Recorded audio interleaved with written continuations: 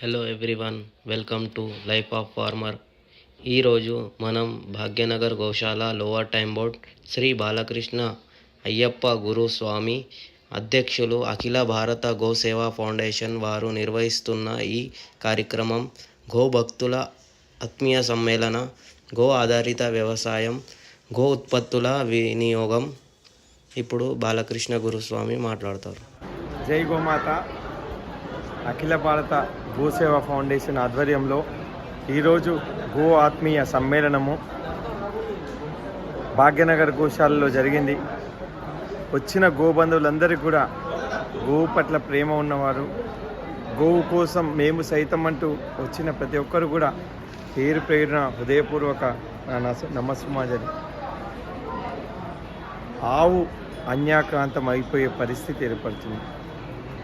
ఆవుతోనే అభివృద్ధి, ఆవుతోనే ఐశ్వర్యం, ఆవుతోనే ఆనందం. అలాంటి ఆవు రాబోయే తరాలకు మనము చూయించలేని పరిస్థితిలో ఆగమ్య గోచరంగా తయారైంది పరిస్థితి. అందరికీ అవసరమైన ఆవు బతికుండాలి, అందరికీ ఆరోగ్యాన్ని ఇచ్చే ఆవు అందరి మధ్యన ఉండాలి. అలాంటి ఆవు కోసం మేము సైతం అంటూ ఈరోజు వచ్చిన ప్రతి ఒక్కరు కూడా పేరు పేరున ధన్యవాదాలు. మన బాధ్యతగా, మన వంతు ధర్మంగా, మన కర్తవ్యంగా, ఇది ఎవరి కోసమో చేస్తున్న ఉద్యమం కాదు, మన కోసం మనం చేస్తున్న ఉద్యమం. మన పిల్లల కోసం, మన భవిష్యత్తు కోసం, మన సమాజం కోసం, మన దేశం కోసం చేస్తున్న ఈ మహా ఉద్యమం. ఈ ఉద్యమం దశ దిశలో వ్యాప్తి చెంది గోవును జాతీయ ప్రాణిగా చేయడమే మా లక్ష్యం.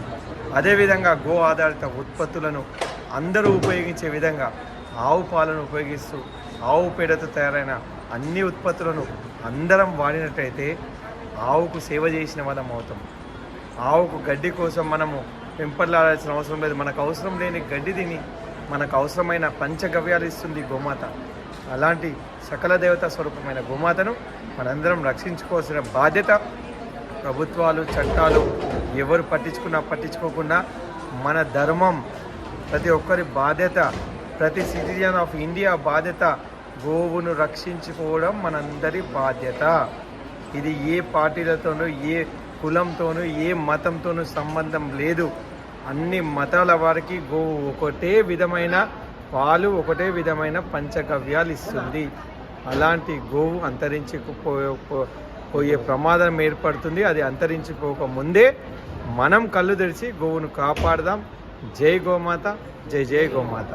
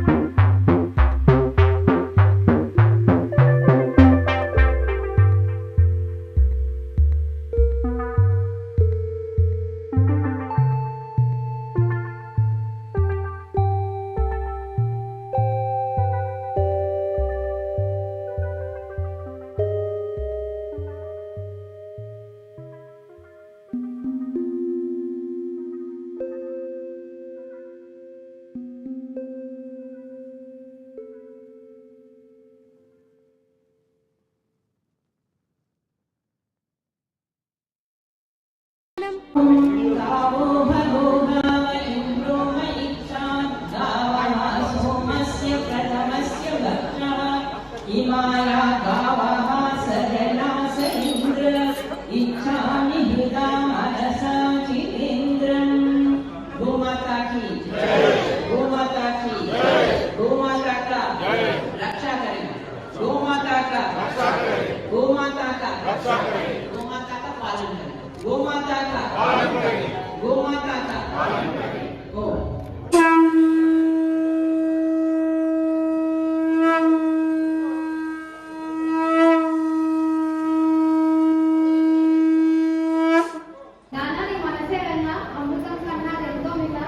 నేను బాలకృష్ణ గారి కూతుర్ని అని ఎంతో గర్వంగా చెప్పుకుంటున్నాను.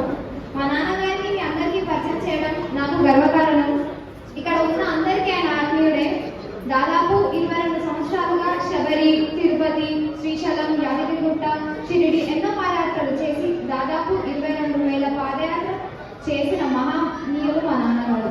చేసిన ప్రతి పాదయాత్ర కూడా లోకహితం కోసమే చేశారు.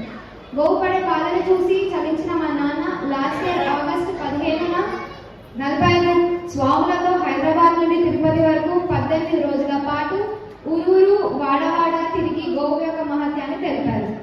గోహత్యలు ఆపాలని, గోవును జాతీయ ప్రాణిగా ప్రకటించాలని, గో ఆధారిత వ్యవసాయాన్ని ప్రోత్సహించాలని, గో ఉత్పత్తులను వినియోగించాలని హైదరాబాద్ నుండి ఢిల్లీ వరకు నవంబర్ 13న బయలుదేరిన పాదయాత్ర డిసెంబర్ 22కు 40 రోజుల పాటు 1500 కిలోమీటర్ల వరకు పాదయాత్ర చేశారు. ఎవరైనా ఆపదలో ఉన్నప్పుడు, ఎవరికైనా తన అవసరం ఉన్నప్పుడు తగ్గేదేలే అని అందరికంటే ముందుగా దూకే వ్యక్తి మా నాన్న. పాదయాత్రలో వెళ్ళేటప్పుడు అందరికీ అన్నదానాలు, అనాథ పిల్లలకు పుస్తకాల పంపిణీ, వృద్ధాశ్రమాలకు చీరలు, ఆహార పదార్థాలు ఇలా పంపిణీ చేస్తూ వెళ్ళేవారు. రోటరీ ఇంటర్నేషనల్ ఆర్గనైజేషన్ లో కూడా ఎన్నో ఉన్నత పదవులు చేపట్టి 2 సార్లు ప్రెసిడెంట్ గా, అసిస్టెంట్ గవర్నర్ గా, రీజనల్ చైర్మన్ గా పదవులు చేపట్టి ఎన్నో సేవలు అందించారు. బెస్ట్ ప్రెసిడెంట్ అవార్డుగా గెలిచారు మా నాన్న. ఎప్పటికీ నీ కూతుర్నే అవ్వాలని ఆ దేవుడిని ప్రార్థిస్తూ నేను కూడా పెద్దయ్యాక మీ అడుగుజాడలో నడుస్తానని అందరికీ ప్రమాణం చేస్తూ ఇప్పుడు మా నాన్న తన అనుభవాలను గోసేవ పట్ల తనకున్న బాధ్యతలను తెలుపుతారు. So last but not least, I love you daddy. అందరికీ వేదిక మీద ఉన్న పెద్దలందరికీ కూడా నా సాష్టాంగ ప్రణామములు. నిజంగా గోవు కోసం మీలాంటి పెద్దలు ఇక్కడికి రావడం, గోవు ఖచ్చితంగా బతుకుతుందనే నమ్మకం నాకు ఉంది. ఎందుకంటే చిన్న చిన్న గోవులను అతి కిరాతకంగా చంపబడుతున్న ఈ రోజుల్లో మనం పూజించే గోమాత ఒక మతానికి చెందింది కాదు. ఈ గోమాత ఒక కులానికి చెందింది కాదు. ఈ గోమాత అవసరం అందరికీ ఉన్నది. అన్ని వర్గాల వారికి, అన్ని మతాల వారికి, అందరికీ గోమాత అవసరం. ఎందుకంటే ఒక 2 మాటలు మాత్రం చెప్తాను నేను. గోవు లేకపోతే మన మనుగడ లేదు. రాబోయే భవిష్యత్ తరాలన్నీ అగమ్య గోచరంగా తయారయ్యే పరిస్థితి ఏర్పడుతుంది. ఇక్కడ మీరు వచ్చిన వేదిక ఎవరి కోసమో రాలేదు, మీ భవిష్యత్ తరాల కోసమే మీరు వచ్చారు. మీ పిల్లలు, వారి పిల్లలు లైఫ్ స్పాన్ ఆరోగ్యం బాగుండాలని మాత్రమే గోసేవకు వస్తున్నామని ఒకరు గుర్తుపెట్టుకోండి. ఎవరి ధర్మం కోసం కాదు, ఎక్కడ దేని కోసం కాదు, మనము కన్న పిల్లల కోసం. మన పిల్లల లైఫ్ స్పాన్ తగ్గిపోతుంది. తినే ఆహారం అంతా కల్తీమయమైపోయింది. ఎన్ని లక్షలు పెట్టి, ఎన్ని కోట్లు పెట్టి మన పిల్లలకు మనం డబ్బులు ఇచ్చినా, ఆస్తులు అంతస్తులు ఇచ్చినా వాళ్ళు ఆహారం తినలేని పరిస్థితిలో ఉన్నారు. ఎందుకంటే ఒక్క ఇల్లు చూపెట్టండి, ఒక టాబ్లెట్ లేని ఇల్లు, ఒక టాబ్లెట్ లేని ఇల్లు, ఒక ఇల్లు ఉందా? ఇక్కడ ఉన్నవారు ఎవరైనా టాబ్లెట్ లేని వారు ఎవరైనా ఉన్నారా? అదే గో ఆధారిత వ్యవసాయం చేస్తే భూమి అంతా ఈరోజు నాశనం అయిపోయింది. గో ఆధారిత వ్యవసాయం చేస్తే ఆరోగ్యకరమైన పంటలు పండి మనందరం సుభిక్షంగా ఉంటాం. మనమందరం మధ్యతరగతి కుటుంబీకులం. మనకు కావాల్సింది ఆరోగ్యం మాత్రమే. ఐశ్వర్యం లేకున్నా సరే మాకు ఆరోగ్యం కావాలి. అలాంటి ఆరోగ్యం ఒక గోవుతోనే సాధ్యం అవుతుంది. ఇంకా మనం నిమ్మకు నీరెత్తినట్టు ఉంటే రాబోయే రోజుల్లో మన పిల్లలకు గోవును ఫోటో చూపించాల్సిన అవసరం ఏర్పడుతుంది. అలాంటి పరిస్థితి రావద్దు. మనకెందుకే ఏమైతే మనకు లేదులే, మనకైతే ఆస్తులు ఉన్నాయి, మనకైతే అంతస్తులు ఉన్నాయి, మనం మాత్రం హాయిగా ఉందామని మీరు అనుకుంటున్నారు. కానీ మన పిల్లల భవిష్యత్తు చాలా రాబోయే రోజుల్లో క్లిష్ట పరిస్థితుల్లో అయ్యే అవకాశం ఉంది. ఎందుకంటే ఒకటే గుర్తుపెట్టుకోండి, మన పూర్వీకులు దాదాపు 100 సంవత్సరాలు బతికారు ఆధార బావులుగా. ఎందుకంటే అప్పుడు పాడి పంట అనేది ప్రతి ఇంట్లో ప్రతి గ్రామంలో ఉన్నాయి. ఈరోజు గ్లోబలైజేషన్ పేరుతో ఆవును అమ్ముకుంటూ ఆవును కోసుకుంటూ ఆవు పట్ల ఎవరికి మాకేం సంబంధం లేదు, మేము ఎంతో విజ్ఞులం ఎంతో విజ్ఞానమని ఆవు కోసం ఒక ఎంత విజ్ఞానవంతమైన చరిత్ర ఆవుది. ఆవును నమ్ముకున్న వాళ్ళ చరిత్ర. మన పెద్దలు ఓల్డ్ ఈజ్ గోల్డ్ అంటే పెద్దలు ఆ రోజు ఆవులతో ఉండి వాడు ఆరోగ్యంగా ఉన్నారు. ఈరోజు అలాంటి ఆరోగ్యం లేదు. అందరి కోసం మేము అఖిల భారత గోసేవ ఫౌండేషన్ ఏర్పాటు చేయడం జరిగింది. ఈ గో ఫౌండేషన్ ద్వారా ఎటువంటి ధర్నాలు ఎటువంటి ఎడ్యుకేషన్ చేయాలని మా ఉద్దేశం కాదు. గోవును అందరి గుండెల్లోకి తీసుకెళ్ళాలి. గోవును అందరి గుండెల్లో ఇది మా తల్లి, మమ్మల్ని ఆరోగ్యాన్ని ఇచ్చే దేవత, అన్ని కులాల వారికి అన్ని మతాల వారికి కూడా గోవు అవసరం అని చెప్పి తెలియజేయడానికి ఈ యొక్క సంస్థ ప్రతి ఆవు విషయంలో అవేర్నెస్ డే ప్రోగ్రామ్ చేయాలని, గ్రామాల్లో ఉన్న రైతులను గోవులను అమ్ముకోవద్దు, గోవులను నమ్ముకోవాలి అని చెప్పే విధంగా, ఒకవేళ వాళ్ళు అమ్ముతున్నారంటే వారి పరిస్థితులు ఆర్థిక పరిస్థితులు ఏంటి, దానికి మేమేం చేయగలుగుతాం, ఏ విధంగా దీన్ని ముందుకు తీసుకెళ్లాలి, ఎక్కడ గోమాత బతుకుతుందో అక్కడ ఆ రాష్ట్రం అంతా ఆ దేశం అంతా కూడా సుభిక్షంగా ఉంటది. భారతదేశానికి వెన్నెముక రైతు, అలాంటి రైతుకు వెన్నెముకనే గోవు. అలాంటి గోవును మనం సంరక్షించుకోవాల్సిన బాధ్యత అందరిపైన ఉన్నది. ఈ రోజు వచ్చినామా, ఈ మీటింగ్ నుంచి అయిపోయిందా, రాగయా బాగయా అన్నట్టు ఉండకుండా మీ బాధ్యత, ఇక్కడ ఉన్న ప్రతి ఒక్కరి బాధ్యత, ఇక్కడ ఉన్న ప్రతి నాయకుడి బాధ్యత, ఇక్కడ ఉన్న ప్రతి స్వామిని బాధ్యత. మనం గోవును రక్షించుకోవాలి. మన ప్రాణం ఎంతైనా విలువైందో గోవు ప్రాణం కూడా అంతే విలువైంది. మా ఉద్దేశం అంతా ఒకటే, నిస్వార్థంగా గోవు చేసే సేవ చేసే వాళ్ళు ఎంతో మంది ఉన్నారు. ఇలాంటి వారందరినీ ఒక సంస్థ ద్వారా దగ్గర తెచ్చి శాంతియుతమైన ప్రదర్శనతో గోవును బతికించుకోవాలనే ఉద్దేశం. ముందుగా మా సంస్థ ప్రతినిధులందరూ ఒకసారి ఇక్కడ రావాల్సిందిగా కోరుతున్నాను. అందరూ యోగేష్ ప్రభు, చంద్రస్వామి గారు, సంస్థ ప్రతినిధులందరూ అమ్మారండి. వీరందరూ కూడా ఇది ఒక వ్యవస్థ, నేను ఒక్కరితోనే స్టార్ట్ అయిన వ్యవస్థ, ఈ ఒక్కరితోనే స్టార్ట్ అయిన వ్యవస్థ. ఇంతమంది కుటుంబ సభ్యులు చేరారు. ఇంకా మీ అందరినీ కూడా కలుపుకోవాలని నా ఉద్దేశం. ఇక్కడ వచ్చిన వాళ్ళందరూ గోవు కోసం పనిచేసే నాయకులు, ఇంకా కొన్ని వేల మంది లక్షల మంది కూడా గోవు కోసం మనందరం శ్రమించాల్సిన బాధ్యత అవసరం మనందరిపై ఉన్నది. ఈ వేదిక ద్వారా నేను మీ అందరూ కూడా పాదాభివందనలతో చెప్తున్నాను, నిస్వార్థంగా మనందరం కలిసి పనిచేద్దాం. అమ్మ తర్వాత అమ్మ, గోమాతను రక్షించుకునే బాధ్యత మనందరం తీసుకుందాం. ఎక్కడ ఎవరిని ఇబ్బంది పెట్టకుండా, ఎవరితో మనం కొట్లాడకుండా గోవును జాతీయ ప్రాయంగా ప్రకటించే వరకు ఉద్యమాన్ని ముందుకు తీసుకెళ్దాం. గో ఉత్పత్తుల వినియోగం అందరూ చేయాలి. ఇక్కడ వచ్చిన వాళ్ళు, మేము వచ్చాము, ఆవు గడ్డి పెట్టాము, మేము రోజు 10 బస్తాల గడ్డి పంపిస్తాము, 10 బస్తాల ధాన్యం పంపిస్తాం. ఇది కాదండి మీరు చేయాల్సింది. అసలు మీరు ఆవు పాలు తెప్పించుకుంటున్నారా మీ ఇంట్లో? ఇక్కడ చేయలేపని ఒక స్వచ్ఛందంగా మనం గో సమక్షంలో ఉన్నాం. ఎంతమంది ఆవు పాలు తెప్పించుకుంటున్నారు ఇంట్లో? స్వచ్ఛంగా చెప్పాలి. ఇక్కడ గోమాత ఉన్నది చూడండి, ఇన్ని చేతులు మాత్రమే. ఈరోజు మనం గోవు కోసం బహిరంగ సభకు వచ్చాం. రేపటి నుంచి మీ అందరి ఇళ్లలో ఆవు పాలు మాత్రమే వాడాలి. ఖచ్చితంగా మీరు నిజంగా ఈరోజు ప్రమాణపూర్తిగా చెప్పండి, మీరు అందరూ ఆవు పాలు వాడతారా? ఎందుకంటే మీరు ఆవు పాలు పాడినట్టయితే గోవు విలువ పెరుగుతుంది. గోవులను ప్రతి ఒక్కరు ఇంటికి తెచ్చుకొని పాలు పిండి మనందరికి ఇస్తారు. మీరు రోజు పాలు ఇచ్చేవాడిని ఆవు పాలు కావాలని అడగండి. అది దేశీవాళీ ఆవు పాలు కావాలని అడగండి. జెర్సీ ఆవు పాలు కాదు. దేశీవాళీ ఆవుకు జెర్సీ ఆవుకు తేడా తెలియని ప్రపంచంలో మనం ఉంటున్నాం. దయచేసి మీరు గోవు కోసం ఈరోజు పిల్లలు పెద్దలు ఇంటికి వెళ్ళి గోవుల్లో సర్చ్ చేయండి. దేశీవాళీ ఆవు అయింది, జెర్సీ ఆవు అయింది, ఆవు వల్ల ఎంత ఆరోగ్యకరంగా ఉంటామనేది మీరు దయచేసి ఈ విషయం మరీ చెప్తున్నాను. అదేవిధంగా ఇక్కడ గోఆధారిత ఉత్పత్తులు ఇక్కడ పక్కన మనం కౌంటర్స్ పెట్టాం. మేము వెళ్ళే వరకు ఈ కౌంటర్స్ లో ఏ వస్తువు కూడా వెళ్ళదు. ఇది ఒక బిజినెస్ కాదు. మనము గోమయంతో చేసిన సబ్బులు, షాంపూలు, అదేవిధంగా అగరబత్తులు, ధూపము ఇవన్నీ ఆవు పేడతో తయారు చేసిన వాటినే మనందరి ఇల్లు సుభిక్షంగా ఉంటది. ఆవు పిడికలు, 2 ఆవు పిడికలు ఆక్సిజన్ కోసం వెంపడాలి హాస్పిటల్ పాలై కరోనా కోసం ఆక్సిజన్ లేక లక్షల రూపాయలు 1000 రూపాయలు పెట్టాం. మీ అందరికీ తెలుసు ఎంతమంది ఎన్ని బాధలు పడ్డాం. అదే ఆవు దగ్గర 10 నిమిషాలు ఉంటే మనకున్న మెంటల్ టెన్షన్స్ పోతాయి, మన ఆరోగ్యం బాగుంటుంది. ఒకసారి ఆలోచించండి. మేము ఎవరి కోసం కాదు, మీ ఆరోగ్యం కోసం, మన ఆరోగ్యం కోసం, మన పిల్లల ఆరోగ్యం కోసం మీరందరూ సహకరిస్తారు. ఎందుకంటే పెద్దలను మనం పిలిచాం. మీరందరూ ఇక్కడికి వచ్చినందుకు వారికి హృదయపూర్వక ధన్యవాదాలు. అఖిల భారత గోసేవా ఫౌండేషన్ కు మీ అందరి ఆదరాభిమానం నాకు ఎప్పటికీ కావాలి స్వామి. మీరు ఖచ్చితంగా మా ఈ సేవా సంస్థకు అండగా ఉంటారని మేము కూడా మీరు చెప్పే అన్ని కార్యక్రమాల్లో మేము ముందుకు తీసుకెళ్తాం. జై గోమాత. గోవు పట్ల మీ ప్రేమ, గోవుని కాపాడాలన్న మీ ఆర్తి తపన ఎంతో హృదయంగా ఉంది. ఈ ఉద్యమంలో మేమంతా మీ వెంటే ఉంటాము. ఇప్పుడు బాలకృష్ణ గారికి ఒక చిన్న సత్కారం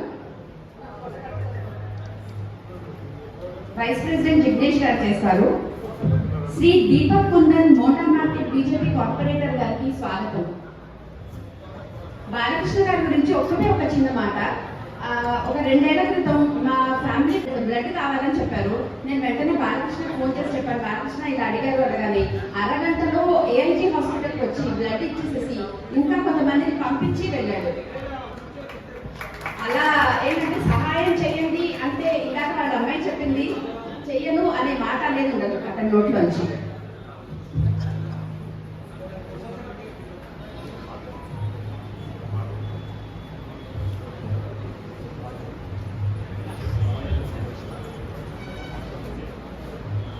జేడి లక్ష్మీనారాయణ అని అందరూ పిలుచుకునే శ్రీ వాసగిరి వెంకట లక్ష్మీనారాయణ గారు అవినీతి పరుల పాలిటి సింహస్వప్నం అంటే అతిశయోక్తి కాదు. వీరికి ఎదురుకుండా అవినీతి పరుడు ఎవరు అనేది కాదు ముఖ్యం, అవినీతి నిర్మూలనే వారికి ముఖ్యం. అతి క్లిష్టమైన సివిల్ సర్వీసెస్ క్లియర్ చేసి ఇండియన్ పోలీస్ సర్వీస్ నేర్చుకున్న ధీరోదాత్తుడు శ్రీ జేడి.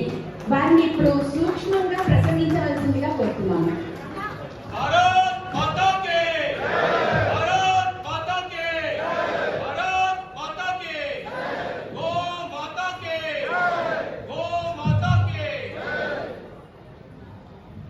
వేదిక మీద ఆసీనులైన పెద్దలు, ముఖ్యంగా బాలకృష్ణ గారు, వారి కార్యవర్గ సభ్యులకి నమస్కారం తెలియజేసుకుంటూ, నిన్న భీమవరంలో వెంకటేశ్వర కళ్యాణం కార్యక్రమం చూసుకొని రాజమండ్రి నుంచి నేను ఇప్పుడే రావడం జరిగింది.